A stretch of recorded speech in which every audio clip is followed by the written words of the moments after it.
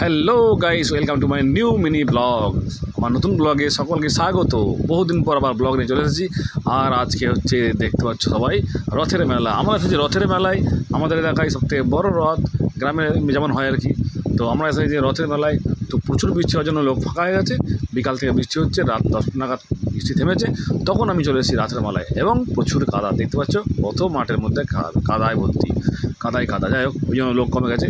তো এখন এনেই শুরুতেই আমার ছেলে কেনাকাটায় ব্যস্ত। কী কিনবে পাগলা যাচ্ছে, ভেবে পাচ্ছে না কী কিনবো। আর রথ মানে বাদাম ভাজা, জিলাপি, ঘুগনি আর চাউমিন, এগরোলের ব্যাপার। শুধুই খাওয়া দাওয়া ছাড়া আর কিছু নয়। আর বাচ্চাদের আনন্দ হচ্ছে কেনাকাটাকে। চলো, এখানেও বলছে ওর যেটা পছন্দ আগে দেখবে, তারপরে কিনবে। মানে আগে ঘুরে ঘুরে দেখবে আর কি। তো তোমরা শুনলে, ওর যা পছন্দ তাই কিনবে। ব্যাপারটা হচ্ছে রথ মানে বাচ্চাদের আনন্দ, আমাদের আর কি। চলো, যা কিনতে তাই কিনে দিতে হবে। পুরো মেলাটা ঘুরবো, তার আগে এবার দেখিয়ে দেবো মেলার দোকানদারদের কী অবস্থা। বর্ষায় কাদায় কোনো রকম কাস্টমার নেই। তো আমি একজন দোকানদারকে জিজ্ঞাসা করলাম যে তোমার দোকানের এখানে ভাড়া কত? তো ও বললো 150 টাকা। খুব কম, বাট যেহেতু বেচাকেনা হয়নি তাই লসের মুখে অনেক দোকানদাররাই। এখনও বোঝাচ্ছে বাড়ি যাবে। তো তোমরা পুরো ভিডিওটা দেখতে থাকো, ব্লগটা আশা করি ভালো লাগবে। আমরা যখন ছোট ছিলাম কখনোই কোনো দিন সাহস করে কিছু কোনো দোকানে কিনতে পারিনি। এখনকার ছেলেদের সাহস দেখো, নিজেরাই মাল চয়েস করছে, কোনটা নেবে, কোন খেলনাটা নেবে চয়েস করা শুরু করে দিয়েছে। মানে এরা এত অ্যাডভান্স। আর এখনকার বাচ্চাদের কাজ কাম দেখলেই মনে হয় আমরা কতটা পিছিয়ে ছিলাম, তাই না? এরা অনেক অনেক অনেক অ্যাডভান্স। তো এখানে একটা ভিডিও গেম নেবে বলে পাগলা হয়ে যাচ্ছিলো। এদিকে মেঘলা আকাশ, আবার মেঘ করেছে আকাশ, চলে যেতে হবে বেরিয়ে এখান থেকে। তার আগে যাওয়ার আগে একটু খাওয়া দাওয়ার দোকানের দিকে যাওয়া যাক। তো চলো দেখি কার কি খাওয়ার ইচ্ছা হয়। এখানে প্রচুর দোকান বসেছে, চাউমিন, মোমো, আইসক্রিম, ভ্যারাইটিস। তো দেখো, এখানে আমার ছেলে কাদায় পুঁতে গেছে, একদম কাদার মধ্যেও খেলা করছে। পুরো পায়ে জুতো কাদায় ভর্তি হয়ে গেছে। তো আমি যদি ব্যাকগ্রাউন্ড মিউজিক দিতে পারতাম তাহলে কতটা ভালো হতো, কেননা এখানে যে অরিজিনাল মিউজিকটা দেবো, যেখানে গান হচ্ছে তাই গানে কপিরাইট আসবে, সেই জন্য দিতে পারলাম না। বাট ওর ভয়েস, ওর কথা বলে এখানে শোনার মতো ছিল। তো চলো, খাওয়া দাওয়ার আগে আবার সেই দোকানে টেনে নিয়ে এসছে। কোনোটা গাড়ি আছে কিংবা দেখা যাক ওর চয়েসে কী আছে, মাথায় কী আছে, কোনটা নেবে। ওরই জন্যই আসা। চলো, ও স্প্রিং নেবে বলে খুব ঝামেলা করছিল, আমাকে টেনে নিয়ে এলো। স্প্রিং নেবে, বাট স্প্রিংয়ের এত বেশি দাম বলেছে, আমার নিতে ইচ্ছা হলো না। যাই হোক, দেখা যাক কী করা যায়, ওকে নিয়ে কী বলা যায়, কী বলে ওকে কাটাবো। স্প্রিংটা নেবো না, কেননা দাম বলেছে অনেক হাই।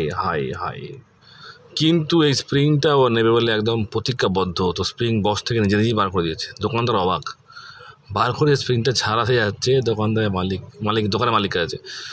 তো দোকান মালিককে দিয়ে ছাড়াতে দেওয়ার পর যে রেটটা বলেছে, প্রাইসটা শুনে ও নিজেই অবাক যে এত দাম হয় কী করে, কেননা ওরা এর আগেও এই স্প্রিং ছিল।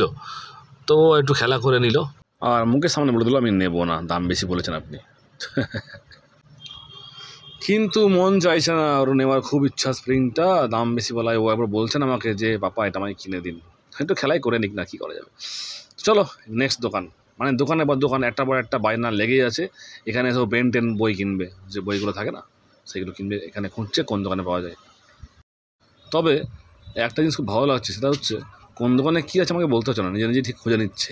2টা দোকান খোঁজার পর এই দোকানটায় পাওয়া গেছে বেন টেন বুকস। এই বুকসটাও নেবে বলে এতক্ষণ খুঁজছিল, একটু দেখে নিচ্ছে চেক করে। তারপর এটা নেওয়া হলো মাত্র 20 টাকায়। খুব খুশিও এই বইটা কিনে। আর কিছু কেনেনি, কিন্তু অনেক কিছু দেখেছে, ঘেঁটেছে, বাট কিছুই কেনেনি একমাত্র এই বইটা ছাড়া, বুকটা ছাড়া। মানে যেগুলো খুব প্রয়োজন ছাড়া ও কিছু কেনে না। বলেছেন লিখে রাখতে খাতায়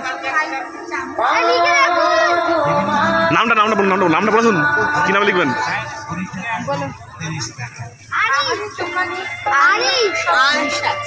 কি নামে লিখবে বলে দিন।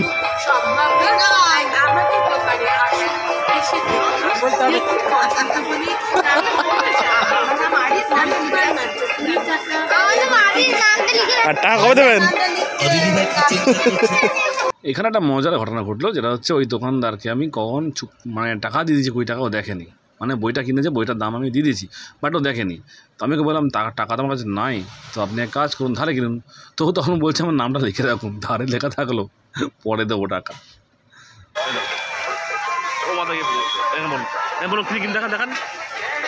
দেখান কী করবেন যন্ত্রণা দেয়। তো এখানে এবার দেখাতে নিয়ে এলাম, কেননা এখানে যে যা পারছে নিজের মতো খেলছে, কেউ নাই, সব ভিজে গেছে। দূর থেকে আবার দেখিয়ে দিই, রথতলাটা পুরো ফাঁকা, কেউ নাই, বৃষ্টির জন্য হবে চলে গেছে। এখন আমি ছাড়া আর কেউ নাই, 2-1 জন আছে। তো এখান থেকে যাব খাওয়ার দোকানে, এখানে যাব চাউমিন খেতে। তো চাউমিন খাওয়ার পর আমরা বাড়ি যাবো। সবগুলো হালকা লাল হয়েছে। তুই গুপ্তি পাড়া যাচ্ছে ভিডিও করে খাচ্ছে। তো চাউমিন এগুলোর দোকান তো অনেক আছে, বাট আমরা খাবো এখানে, কেননা আমাদের গ্রামের ছেলে, এলাকার ছেলে, যে টাকাটা দেবো এলাকার ছেলেকে দেবো, সেই চিন্তা করে আমরা এখানে এলাম চাউমিন খেতে। চাউমিনবেলা খুব স্পিডে, মানে ফুল মন দিয়ে একদম ভালো করে চাউমিন বানাচ্ছে, কারণ আমরা গ্রামের ছেলে, তাই চাউমিনটা এখানে খাবো, খেয়ে বাড়ি যাবো। তোমাদের রথ দেখা মোটামুটি শেষ হয়ে গেছে, জিলাপি আর বাদাম কিনে বাড়ি যাচ্ছি। সকলকে রথযাত্রার অনেক অনেক শুভেচ্ছা, অনেক ভালোবাসা। সকলে খুব খুব আনন্দ করুন, সাবধানে থাকুন, ভালো থাকুন। তো বন্ধুরা, এখানে শেষ করছি আমার ছোট্ট ব্লগটি। যদি আমার ব্লগটা ভালো লাগে অবশ্যই লাইক, কমেন্ট, শেয়ার করে পাশে থাকবেন। আর যারা আমার চ্যানেলে নতুন অবশ্যই সাবস্ক্রাইব করে বেল আইকন প্রেস করে পাশে থাকবেন। Thanks for watching. Good night.